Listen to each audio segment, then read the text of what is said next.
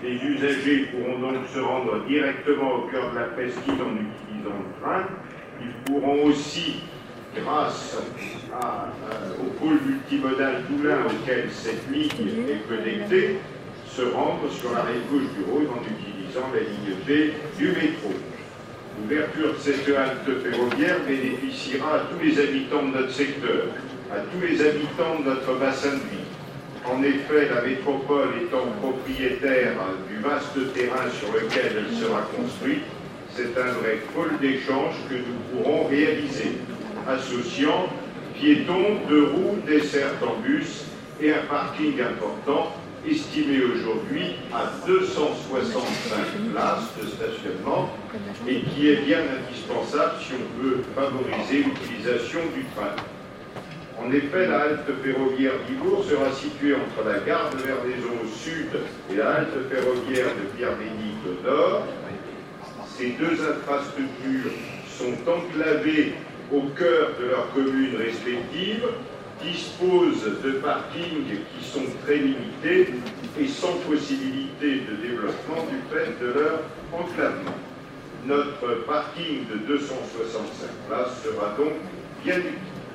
De plus, cette halte ferroviaire va desservir le parc d'activités d'Ibourg où travaillent quotidiennement 2000 personnes, dont la plupart, faute de mieux, se rendent aujourd'hui à leur travail en voiture. C'est d'ailleurs sur ce site que, Monsieur le Président, vous avez inauguré il y a quelques semaines une piste d'essai ultramoderne au sein de l'entreprise JTEX. Comme chacun le sait, les déplacements sont au cœur des préoccupations des habitants du sud-ouest lyonnais.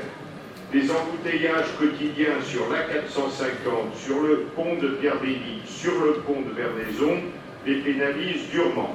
Il faut donc favoriser l'usage des transports en commun, et pour favoriser cet usage, il faut qu'il soit attractif.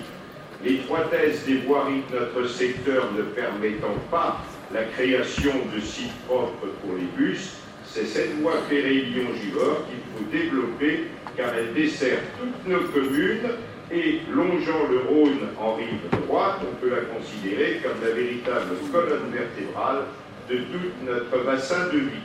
Voilà pourquoi il est important que cette halte ferroviaire et son vaste parking puissent ouvrir au plus tôt et je tiens à remercier tous ceux techniciens et élus qui ont participé à l'élaboration et au suivi de ce dossier. Je vous remercie.